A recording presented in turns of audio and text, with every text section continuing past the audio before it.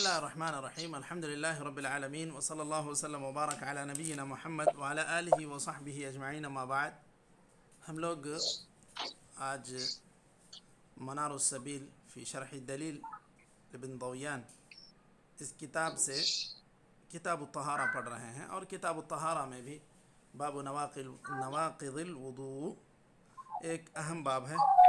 اس باب کو پڑھنے جا رہے ہیں. جی شیخ شروع کریں. باب نواقض الوضوء یہاں سے پڑھیں. بسم اللہ الرحمن الرحیم. باب نواقض الوضوء وهي ثمانية أحدها الخارج من السبيلين قليلا كان أو كثيرا طاهرا كان أو نجسا لقوله تعالى أو جاء أحد منكم من الغائط، ولقوله صلى الله عليه وسلم ولكن من غائط وبول ونوم، رواه أحمد والنسائي والترمذي وصححه. وقوله فلا ينصرف حتى يسمع صوتا أو يجد ريحا، وقوله حتى يسمع صوتا أو يجد ريحا.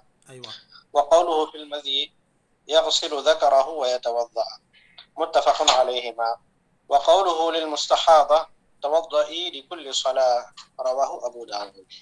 الثاني خروج النجاسة من بقية البدن، فإن كان بولا أو غائطا نقض مطلقا لدخوله في النصوص السابقة، وإن كان غيرهما كالدم والقيء نقض إن فحش في نفس كل أحد بحسبه، لقوله صلى الله عليه وسلم لفاطمة بنت أبي حبيش إنه دم عرق فتوضئي لكل صلاة، رواه الترمذي. وروى معدان بن طلحة عن أبي الدرداء أن النبي صلى الله عليه وسلم قاء فتوضأ، فلقيت ثوبا في مسجد دمشق فذكرت له ذلك فقال صدق، أنا صببت له وضوءه، رواه أحمد والترمذي، وقال هذا أصح شيء في هذا الباب. ولا ينقض اليسير لقول ابن عباس في الدم، ولا ينقض اليسير لقول ابن عباس في الدم إذا كان فاحشا فعليه الإعادة. قال أحمد عدة من الصحابة تكلموا فيه. ابن عمر عصر بثرة فخرج دم وصلى ولم يتوضأ. وابن أبي أوفى عصر دملا وذكر غيرهما ولم يعرف لهم مخالف في عصرهم، فكان إجماعا. قال له في الكافي والقيح والصديد كالدم فيما ذكرنا. قال أحمد هما أخف علي حكما من الدم. الثالث زوال العقل أو تغطيه بإغماء أو نوم، بإغماء أو نوم، لقوله صلى الله عليه وسلم ولكن من غائط وبول ونوم. وقوله العين وكاء السهي فمن نام فليتوضأ، رواه أبو داود. وأما الجنون والإغماء والسكر ونحوه فينقض إجماعا. قاله في الشرح ما لم يكن النوم يسيرا عرفا من جالس وقائم. لما روى أنس پڑھیں اس کو فینقضو پڑھیں، ہاں تو وہ صحیح رہے گا. فينقض إجماعا. قاله في الشرح ما لم يكن النوم يسيرا عرفا من جالس وقائم. لما روى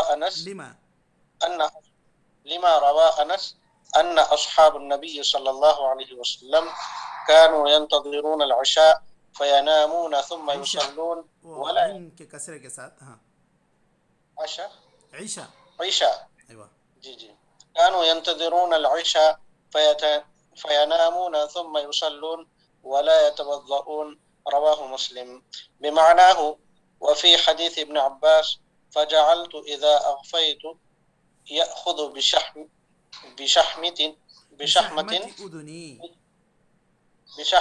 أذني، رواه مسلم. چلیے کافی ہے شیخ؟ ٹھیک ہے. بسم اللہ الرحمن الرحیم، الحمد للہ رب العالمین، وصلی اللہ وسلم وبارک علی نبینا محمد وعلی آلہ وصحبہ اجمعین، اما بعد۔ یہاں آج ہم لوگ منار السبیل فی شرح الدلیل میں کتاب الطہارہ اور کتاب الطہارہ میں بھی باب نواقض الوضو پڑھ رہے ہیں۔ نواقض الوضو وہ چیزیں جن کی وجہ سے وضو ٹوٹ جاتا ہے، وضو باقی نہیں رہتا، آدمی کو پھر نماز کے لیے، طواف کے لیے وضو کرنا پڑتا ہے۔ اب انہوں نے ایک کے بعد دیگر گن کر اس کو ذکر کیا ہے۔ سب سے پہلی بات وہی ثمانیہ احدها الخارج من السبیلین قلیلا کان او کثیرا طاہرا کان او نجسا، دو راستوں سے کوئی بھی نکلنے والی چیز ہو وہ وضو کو ناقض کر دیتی ہے۔ آدمی کا پیشاب نکلے، سامنے سے مدی نکلے تو یہ تو ناقض وضو ہے، اگر منی نکل جائے گی تو وہ تو ناقض غسل ہے، اور پیچھے سے پاخانہ نکلے یا اسی طرح جو ہے ہوا نکلے تو یہ چیز آدمی کے وضو کو ناقض کر دیتی ہے۔ اب کیوں؟ اس کے لیے دلیل کیا ہے؟ اللہ تعالیٰ کا قول او جاء احد منکم من الغائط، کسی کو بھی وہ جو اشارہ ہے کہ ضرورت حاجت ہو جائے، او لامستم النساء فلم تجدوا ماء فتیمموا، وہ تیمم کی آیت میں، تو اس میں غائط کا ذکر ہے۔ یہ انہوں نے مختصر ذکر کیا ہے، الخارج من السبیلین قلیلا کان او کثیرا، ایک قطرہ ہو یا زیادہ ہو، دونوں ہی ناقض ہیں، دونوں ہی ناقض ہیں، وضو کو توڑ دینے والی۔ اسی طرح طاہرا کان او نجسا، طاہر مثال کے طور پر یہ جو مزی ہے یہ کوئی نجس چیز نہیں ہے، اور وہ طاہر ہی ہے حکم کے اعتبار سے، منی بھی طاہر ہی ہے، گرچہ کہ وہ بعض مسالک کا اختلاف ہے، وہ کہتے ہیں کہ نجس ہے۔ حنابلہ کے پاس تو منی طاہر ہی ہے۔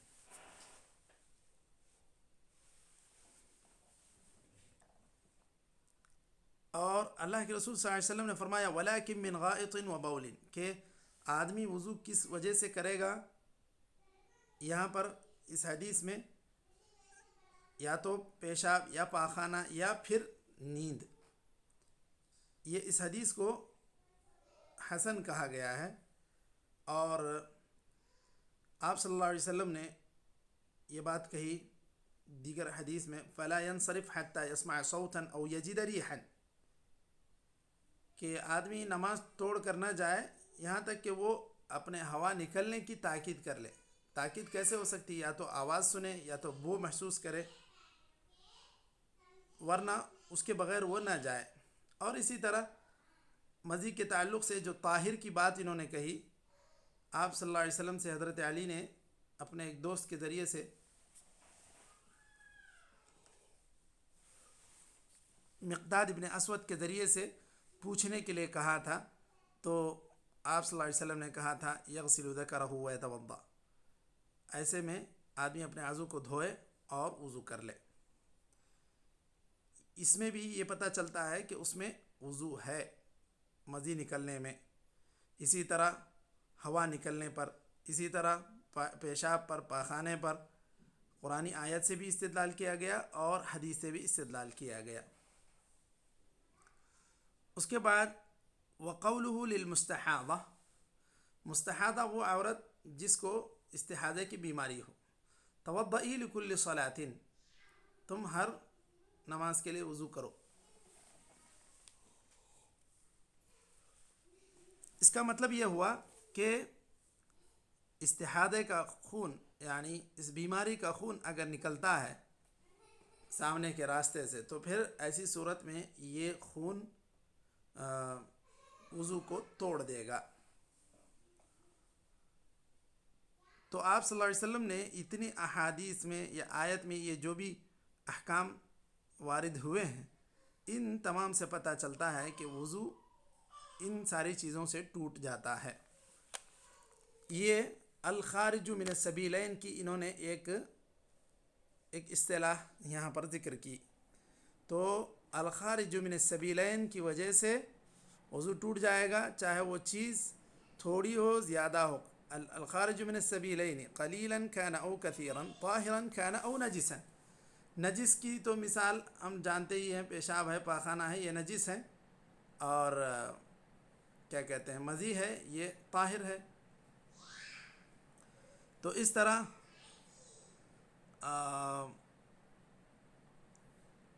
یہ کچھ بھی نکلے ان دو راستوں سے، پاک ہو نجس ہو، دونوں ہی صورتوں میں وہ وضو ٹوٹ جائے گا۔ اس کے بعد دوسری چیز یہاں پر ذکر کر رہے ہیں،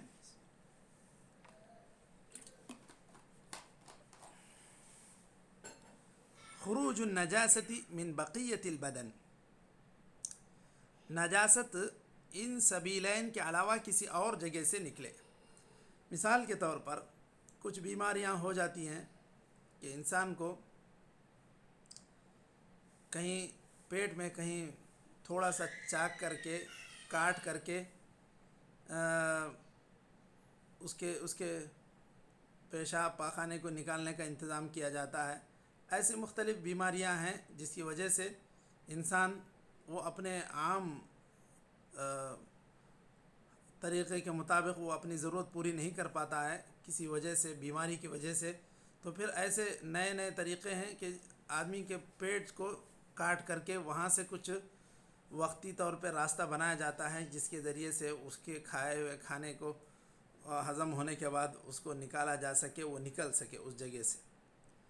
تو ایسی تمام صورتوں میں آدمی کا اگر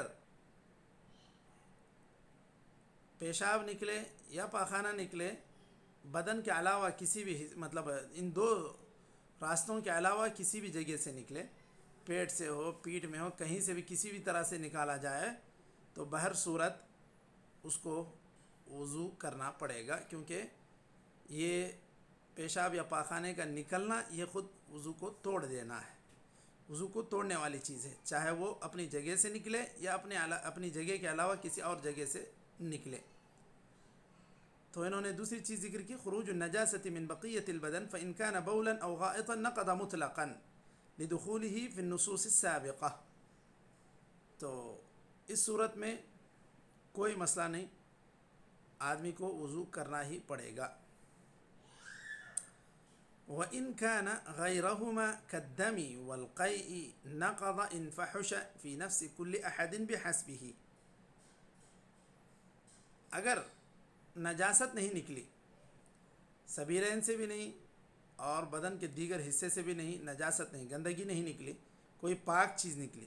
اب پاک چیز میں یہ کس کو شمار کر رہے ہیں؟ دیکھیے خون کو، قے کو، فی نفس ہی، خون ایسی نجس چیز نہیں ہے کہ جس کے لگے رہنے سے نماز نہیں ہوگی۔ اگر آدمی کے بدن میں کہیں سے خون نکلتا ہے یا آدمی قے کر دیتا ہے، تو اگر یہ چیز نکلی ہوئی کہیں کپڑے میں لگ گئی تھی، وضو بھی کر لیا، کپڑا اس کی وجہ سے ناپاک نہیں ہوگا، کیونکہ وہ چیز طاہر ہے، نجس نہیں ہے، خون ہو یا قے ہو۔ تو اسی کو یہ کہہ رہے ہیں کہ دم یا قے یہ ناقض ہوگی ان فحش۔ فحش کا لفظ استعمال کرتے ہیں کثورہ کے معنی میں، تو الدم الفاحش کہتے ہیں الدم الکثیر کو۔ اگر قے یا خون زیادہ نکل جائے تو اس صورت میں وضو ناقص ہوگا، یہ خیال ہے۔ اگر تھوڑا سا نکلے تو یہ پھر ناقص نہیں ہوگا، یہ اس کی انہوں نے قید رکھی ان فحش۔ جیسے آدمی کبھی ڈکار لیتا ہے تو ہو سکتا ہے کہ کبھی اس کے کھائے ہوئی چیز کا ایک چند قطرے حصہ جو ہے وہ ڈکار میں آ جائے، تو کیا اس کی وجہ سے اس کا وضو ٹوٹ جائے گا؟ کیا مشائخ؟ سن رہے ہیں مشائخ؟ سنیں. نہیں ٹوٹے گا، نہیں ٹوٹتا. جی کیوں؟ یسیرن تھوڑا ہے اس لیے. جی. تو اگر اس طرح یہ قے تھوڑی سی ہو جائے انسان کو تو یہ قے ہی کے حکم ہے. جو آدمی ڈکار کرنے پہ تھوڑا سا بھی نکل آئے تو وہ قے ہی کی طرح ہے. تو وہ یسیر اس طرح نکلے تو اس سے ناقض نہیں ہوگا، اور اگر زیادہ نکلے تو ہی اسی صورت میں وضو ناقض ہوگا. اور دیکھیے جو فاطمہ بنت ابی حبیش سے آپ صلی اللہ علیہ وسلم نے کہا تھا انہ دم عرق فتوضئی لکل صلاۃ، ان کو جو خون نکلتا تھا وہ بہت زیادہ تھا. دیگر احادیث میں مذکور ہے کہ وہ گویا کہ اتنا کہ ان کو ضرورت پڑ جاتی کہ کبھی وہ اپنے کھٹیے کے نیچے کچھ برتن وغیرہ رکھ لیں، اتنا بھی زیادہ وہ شکایت ان کو ہو جاتی تھی. تو یہ اس طرح جو خون زیادہ ہے، وہ خون زیادہ نکل جائے تو وہ وضو کے نقض کرنے کا یا وضو کو توڑنے کا سبب بنے گا. ورنہ آدمی کو کبھی تھوڑا سا ایک چھوٹا سا مار لگ گیا ہے، قطرہ خون آ گیا، تو اس کی وجہ سے مسجد آ رہے تھے وضو کر کے کہیں اچانک ٹھوکر لگی، پیر میں خون آ گیا انگوٹھے میں، تو اس کی وجہ سے وضو نہیں ٹوٹے گا. تو یہ قے ہو یا خون ہو یہ پاک چیز ہے. اگر بہت زیادہ ہے تو اس صورت میں وضو کرنے کے لیے کہا گیا ہے، وہ بھی اسی بنیاد پر جو حضرت فاطمہ بنت ابی حبیش سے آپ صلی اللہ علیہ وسلم نے کہا تھا انہ دم عرق فتوضئی لکل صلاۃ، یہ بھی زیادہ آتا تھا، اسی لیے اس وقت آپ صلی اللہ علیہ وسلم نے ان کو کہا تھا. وروى معدان بن طلحة عن أبي الدرداء أن النبي صلى الله عليه وسلم قاء فتوضأ فلقيت ثوبان في مسجد دمشق فذكرت له ذلك فقال صدق أنا صببت له وضوءه. پڑھنا ہے اس کو واو کے فتحے کے ساتھ. وضو کہتے ہیں وضو کرنے کو، فعل کو وضو کہتے ہیں وہ پانی جس سے وضو کیا جائے. تو یہ جو راوی ہیں ابو الدرداء، روى معدان ابن ابی طلحہ عن ابی الدرداء ان النبی صلی اللہ علیہ وسلم قاء فتوضأ فلقيت ثوبان، یہ ثوبان سے جب ملاقات ہوئی ان کی مسجد دمشق میں تو انہوں نے یہ حدیث ذکر کی کہ آپ صلی اللہ علیہ وسلم نے قے کی تو وضو کیا. تو انہوں نے کہا ٹھیک ہے، صحیح بات ہے، کیونکہ میں نے خود آپ صلی اللہ علیہ وسلم کے لیے وضو کا پانی اونڈیلا تھا، ڈالا تھا. تو ایسی صورت میں اب آدمی کو اگر قے ہو جائے تو اس کا وضو ناقص ہو جاتا ہے، جیسا کہ انہوں نے تصدیق کر دی. تو آپ صلی اللہ علیہ وسلم جس کو قے کہتے ہیں، قے واقعی قے اتنی زیادہ ہو گئی کہ آپ صلی اللہ علیہ وسلم نے وضو کیا تھا. ولا ينقض اليسیر، یہاں پر یہ بات بھی کہی جا رہی ہے کہ تھوڑی سی قے ہو، تھوڑا سا خون ہو تو یہ ناقض وضو نہیں ہے. لقول ابن عباس فی الدم اذا كان فاحشا فعليه الاعادہ، یہ حضرت ابن عباس کا قول کہ اگر خون زیادہ ہو تو اس صورت میں اس کو وضو کرنا چاہیے، یعنی اعادہ کرنا چاہیے، مطلب وضو ٹوٹ گیا اس وجہ سے. قال احمد عدة من الصحابہ تکلم. فاحشن کیوں کہا گیا سے؟ اذا کان کثیرا کہنا چاہیے تھا کہ فاحشن کا لفظ کیا ہے؟ یہ فقہی اصطلاح میں اس کا استعمال ایسے ہی ہوتا ہے، کثیراً کا استعمال نہیں ہوتا ہے، کیونکہ اب اس کی بالکل لغوی اعتبار سے مزید شرح کا تو مجھے اندازہ نہیں، لیکن یہ کہ جہاں بھی آپ فقہی کتابوں میں دیکھیں گے الدم اذا کان فاحشا ایسے ہی استعمال ہوگا. اصل میں کھل کر کوئی چیز ہوتی ہے، بہت زیادہ ہوتی ہے تو اس کو ہی فاحش کہتے ہیں، ورنہ بند جس کا دیکھنے میں جس کو نظر بھی نہیں آتا تو اس کو فاحش نہیں کہا جائے گا. تو یہ فاحش ہی کی اصطلاح اس میں استعمال ہوتی ہے. اچھا، قال احمد، امام احمد کا قول یہ ہے عدۃ من الصحابہ تکلموا فیہ، خون کے تعلق سے حضرت ابن عباس کا جو موقف ہے کہ اگر زیادہ ہو خون تو اس صورت میں آدمی کو وضو کر لینا چاہیے، یہ جو حضرت ابن عباس کا قول ہے اس کے معارض کئی صحابہ کا عمل ہے، یعنی اس کے بالکل برخلاف۔ کیسے؟ حضرت ابن عمر نے اپنا ایک پھوڑا اس کو دبایا تو اس میں سے کچھ خون نکلا، وصلی ولم یتوضا، تو انہوں نے ایسے ہی وضو کیے بنا نماز پڑھ لی۔ تو اس کا مطلب یہ ہے کہ خون ناقض وضو نہیں ہے حضرت ابن عمر نے جو عمل کیا اس کی بنیاد پر۔ اسی طرح ابن ابی اوفا یہ ایک دمل کو دمبل جسے ہم کہتے ہیں، دمل اس کو عربی میں لکھتے ہیں، اس کو دبایا تو انہوں نے بھی اب گویا کہ وضو نہیں کیا، اسی لیے ان کے عمل کو ذکر کیا گیا ہے۔ وَلَمْ يُعْرَفْ لَهُمْ مُخَالِفٌ فِي عَصْرِهِمْ، ان کے اس عمل پر کسی نے کوئی بات نہیں کہی، تو اس سے یہ پتہ چلتا ہے کہ گویا صحابہ کو یہ بات مطلق طور پر یہ معروف تھی ان کے ہاں کہ خون ناقض وضو نہیں ہے۔ والقیح والصدید کالدم فیما ذکرنا، قیح صدید یعنی یہی پیپ وغیرہ جو بھی نکلتا ہے پانی اس میں سے، وہ دونوں ہی بالکل خون ہی کے حکم میں ہیں۔ اسی طرح اگر زیادہ ہو تو کرے، تھوڑا سا نکلے تو وضو ناقض نہیں ہوگا۔ قال احمد ہما اخف علیہ حکما من الدم، یہ ان کا معاملہ اور بھی آسان ہے، بالکل اسی طرح خون کے مقابلے میں اور بھی ہلکا ہے ان کا معاملہ۔ یہ جو اب فقہ حنبلی کے اعتبار سے یہاں بات کہی گئی ہے کہ اگر یہ طاہر چیز مثال کے طور پر خون ہو یا قے ہو، اگر زیادہ نکل جائے تو وہ ناقض وضو ہوگی، ورنہ تھوڑا ہونے پر یہ ناقض وضو نہیں ہوگی۔ تو اب تک ہم لوگوں نے صرف 2 ناقض وضو پڑھے ہیں، الخارج من السبیلین قلیلا کان او کثیرا، الثانی خروج النجاسۃ من بقیۃ البدن۔ یہ دو یہاں پر ذکر ہوئے ہیں، اور اگر بقیت البدن سے اگر نجاست کے علاوہ کوئی چیز نکلتی ہے، طاہر چیز نکلتی ہے اور وہ زیادہ ہے تو اس صورت میں ناقض ہے، ورنہ ناقض نہیں ہے۔ تیسری چیز یا تیسرا نواقض وضو میں زوال العقل او تغطیتہ باغماء او نوم، یا تو مکمل عقل کو کھو دینا، وقتی طور پر کسی کو دورہ پڑتا ہے، جیسے فٹس کے مریض ہیں اور بھی کچھ لوگ ہوتے ہیں جن کے اوپر پوری طرح ایک بے ہوشی کا عالم طاری ہوتا ہے، ایسے میں ان سے کبھی پیشاب بھی ہو جاتا ہے، کبھی ہو سکتا ہے ہوا بھی نکل جائے، تو اس طرح عقل کا چلے جانا وقتی طور پر ہو یا کلی طور پر ہو، یہ دونوں ہی ناقض وضو ہے۔ او تغطیتہ باغماء، عقل اپنے طور پہ وہ زائل نہیں ہوئی، اس کو کچھ بے ہوشی کا انجیکشن دے کے اس کو اگر بے ہوش کیے تھے تو ایسی صورت میں بھی وہ بھی اس کے لیے ناقض وضو ہوگا۔ او نوم، یا نوم، یہ بھی ناقض وضو اس میں شمار کیے ہیں، لیکن کون سی نیند اس کی تفصیل آگے آ رہی ہے۔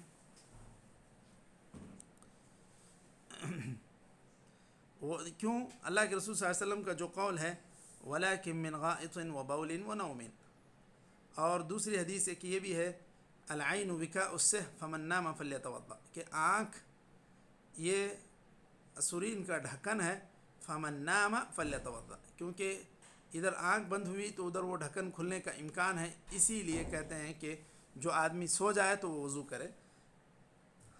اب وہ نیند کی شرح بھی پھر نیچے آ رہی ہے۔ وَأَمَّا الْجُنُونُ وَالْإِغْمَاءُ وَالسُّكْرُ وَنَحْوُهُ فَيَنْقُضُ إِجْمَاعًا، ایک تو پاگل پن ہے یا بے ہوشی ہے یا نشہ ہے، کسی بھی چیز کا نشہ چڑھ گیا، تو اس صورت میں بھی یہ چیز ناقض وضو بن جاتی ہے۔ یہ تیسرے نواقض وضو میں یہ تیسرا ہے۔ اچھا، ما لم يكن النوم يسيرا عرفا من جالس وقائم، کوئی آدمی کھڑے کھڑے اونگتا ہے، کہیں انتظار میں لائن میں لگا ہے، کبھی بس میں کھڑا ہے، کھڑے کھڑے تھوڑے سے اونگ لیا، اسی طرح بیٹھ کے بھی تھوڑا تھوڑا اونگ لیا، تو بھی اس کی وجہ سے بھی اس کا وضو نہیں ٹوٹے گا۔ لما روى انس ان اصحاب النبي صلی اللہ علیہ وسلم كانوا ينتظرون العشاء فينامون ثم يصلون ولا يتوضؤون، یہ حضرت انس بیان کرتے ہیں کہ نبی کریم صلی اللہ علیہ وسلم کے صحابہ عشاء کی نماز کے انتظار میں بیٹھے رہتے تھے اور وہ لوگ انتظار میں جب بیٹھے رہتے تو اونگتے تھے. فینامون کا مطلب پوری طرح لیٹ کے نہیں سوتے تھے، وہیں بیٹھے بیٹھے اونگتے تھے. بعض احادیث میں یہ بھی کہا گیا کہ بعض لوگوں کے خراٹے بھی سنے جاتے تھے.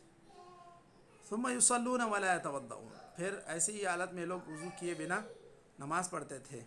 تو مطلب یہ کہ عرف میں یا عمومی طور پر انسان کو اگر احساس ہے کہ وہ سوتے ہوئے بھی کچھ چیزیں وہ محسوس کر رہا ہے، جیسے کبھی آس پاس میں کوئی آوازیں ہوتی ہیں، باتیں کرتے رہتے ہیں، تو بھی ہم تھوڑا سا سنتے رہتے ہیں اگر ہلکی سی اونگ ہو تو ایسی صورت میں آدمی کو اگر احساس ہو کہ ہوا نکلنے کا اس کو احساس ہو جائے، ایسے ہلکی سی اونگ رہا ہے، تو یہ وضو ناقض نہیں ہوگا اس سے. ورنہ اگر آدمی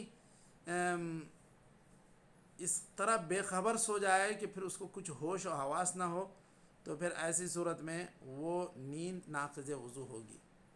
تو یہ جو صحابہ کی نیند کا یہاں پر تذکرہ ہو رہا ہے، اب وہ بعض لوگ اس میں تفریق کرتے ہیں کہ اگر وہ ٹیک لگا کر سو رہا ہے تو پھر جو ہے اس کا وضو ٹوٹے گا، یا کہ پوری طرح لیٹ کے سو رہا ہے تو وضو ٹوٹے گا.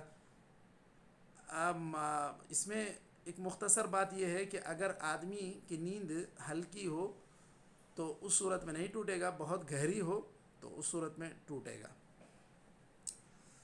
اور یہاں پر حضرت ابن عباس رضی اللہ عنہ کی ایک روایت، اس میں وہ بیان کرتے ہیں کہ میں نبی کریم صلی اللہ علیہ وسلم کے ساتھ ایک مرتبہ نماز تہجد کی پڑھ رہا تھا، تو اس صورت میں مجھے نیند بھی آتی نماز میں، تو آپ صلی اللہ علیہ وسلم میرے کان کی گوشمالی کرتے، کیا بولتے ہیں اس کو، تھوڑا سا رگڑتے، پکڑتے. تو مطلب یہ ہے کہ نیند نماز کی حالت میں بھی ان کو جو ہے تھوڑی سی نیند آ جاتی، تو آپ صلی اللہ علیہ وسلم ان کو گوشمالی کر کے گویا کہ اس نماز میں نماز کو جاری رکھنے کا گویا کہ آپ صلی اللہ علیہ وسلم کو موقع دیتے. تو مطلب یہ ہے کہ اس طرح ہلکی سی اونگ اگر انسان کی ہے یا نیند، اس میں اس کو انسان کو یہ سارا محسوس ہو رہا ہے کہ میں کیا پڑھ رہا ہوں، میں سورہ فاتحہ پڑھ چکا ہوں، امام کیا پڑھ رہا ہے، بس اتنا ہے کہ وہ نیند کے غلبے کی وجہ سے اس کو خشوع خضوع نہیں ہے اور پوری طرح وہ بے ہوشی کے عالم میں پڑھ رہا ہے، تو پھر ایسی نیند میں وہ نماز قابل قبول نہیں ہوگی. ایسے نیند میں نماز پڑھنا ہی نہیں چاہیے، کیونکہ ہو سکتا ہے کہ وہ دعا کرنے کے بجائے بدعا کرنے لگے. لیکن آدمی کے اوپر جو ہے ایک ہلکا سا نیند کا خمار ہے، اس کے باوجود اس کو معلوم ہو رہا ہے کہ امام کیا پڑھ رہا ہے، کون سے سورے میں پڑھ رہا ہے، کیا ہے، تو ایسی صورت میں اتنا ایک ہلکا سا نیند کا خمار یہ وضو کے ناقض ہونے کا سبب نہیں بنے گا. تو یہ جیسا کہ حضرت ابن عباس رضی اللہ عنہما نے یہاں پر ذکر کیا. تو یہاں تک ہم لوگ رک جاتے ہیں. یہ 3 نواقض وضو، اس میں ہم لوگوں نے ابھی 3 پڑھ لیے ہیں. انشاءاللہ کل مزید چوتھے سے ہم لوگ شروع کرتے ہیں. نکتفی بہذا وصلی اللہ وبارک علی نبینا محمد وعلی آلہ وصحبہ اجمعین. السلام علیکم ورحمۃ اللہ وبرکاتہ.